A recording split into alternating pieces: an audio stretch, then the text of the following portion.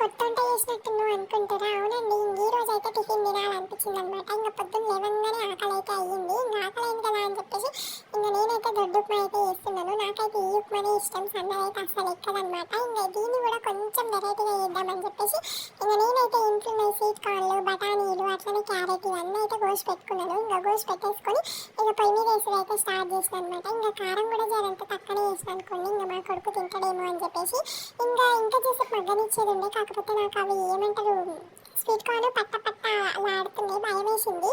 గట్టిగా అయిపోగలే అని చెప్పి నేనైతే నీళ్ళు పోసేసిన. ఇంకా నీళ్ళు మసులుతుంటే రవ్వ అయితే వేసేసిన. మనకైతే ఆత్రం ఎక్కువ కదా, ఉడికేదాకా కూడా ఆగకుండా ఇంకొంచెం రవ్వ వేసిన. ఇంకా నీళ్ళు అయితే సరిపోలేవు, రవ్వ అయితే పలుకు పలుకున్నది అనమాట.